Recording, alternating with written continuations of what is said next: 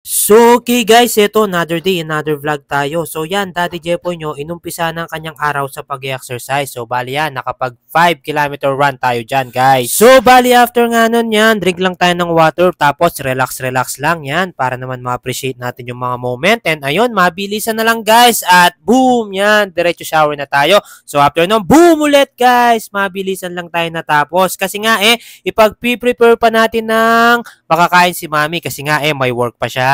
So, bali napapansin nyo naman guys, yan, nagagawa na natin yung gusto natin nasuserve pa natin si Mami. Yan, everyday talaga guys, si Daddy Jepo nyo halos wina-workout yung 4 AM na pagising para nga makapag-exercise tayo. Yan, kailangan i-priority yung health natin guys para mas marami pa tayo magawa sa ating buhay. So, yan, kumakain na kami ni Mami dito. Yan, ang ganda niya habang kumakain. And after nga nung guys, yan, pinag-prepare ko na rin siya ng kanyang mababaon. Yan, tuloy-tuloy lang grind ni Daddy Jepo nyo ngayon. So, yan yung daily life ko guys. Everyday, ganyan lang yung mga routine natin. Kailangan mas maging productive pa tayo. So after nga namin kumain at mapag-prepare ng food si Mami, yan. Aayusin ko na rin yung ating mga pangmalakasan na soft drinks. Yan, para naman super lamig yan at mabilisan lang yung benta niyan guys. So bali yung mga ganyang gawain guys, basic na lang kay Daddy Jepo nyo. Yan, yung mga paulit-ulit na routine niya, yung sinuserve niya si Mami, pinire-prepare ko yung tindahan at syempre hinahatid si Gino. Yan, mamalengke. Napaka-basic lang niyan guys. Kahit matrabaho kasi, I make it a habit sa aking buhay. Kaya talagang super basic lang yan kay Daddy Jepo nyo. Sinanay ko talaga yung sarili ko sa mga ganyang sitwasyon guys. Kasi nga para sa akin naman yan at para sa aking pamilya. So after nga nung guys yan, mabilisan na lang at ihatid ko na tong asawa ko. Yan, pansin nyo diba? Kasama rin namin yung kapatid ko yan. Thank you Lord at nagtatrabaho na rin yung kapatid ko. At ayan, mabilisan na lang guys. At eto na, nandito na kami agad sa work ni Mami ko. Diba? So syempre, pampaswerte naman dyan. Yun.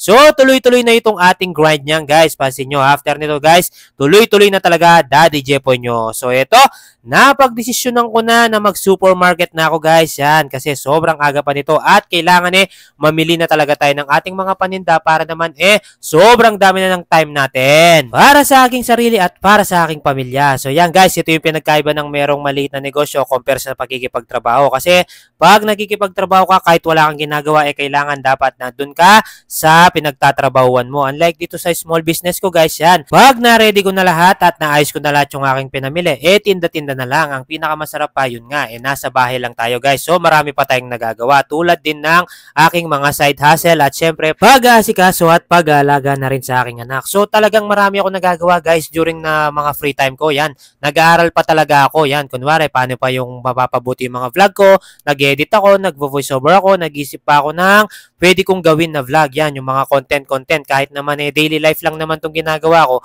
Kailangan marami pa rin talaga akong magandang masabi sa inyo para naman patuloy ko yung ma-inspire. Basta ginagawa ko lahat ng ito guys, hindi para mag-brag, kundi para ma-inspire ko kayo at laging magsipag-sipag lang tayo at walang imposible talaga pag nagsipag ka. At syempre, kailangan work smart lang talaga tayo. So ito guys, balik lang tayo dito sa ginagawa ko na pagsusupermarket. Yan, nasa pagbabayad na ako. So sobrang saya naman ng cashier at saka ng bagger ko. At ayun, si pare ko, tuloy-tuloy na kami dito. Kanya nang kinarga yung aking mga pinamili. So yan, halos patapos na siya sa pagkakarga. Yan, tuloy-tuloy lang siya. Naparami yun na pamili ko. At syempre, bigyan natin ng pampaswerte yan guys para lalo siyang ganahan. At ayun, si Kuya Parking Dead. So yun lamang guys, may kasunod pa ito mamaya. Hindi mo na ako pipinger heart. Basta ingat-ingat lang po lagi. Bye-bye!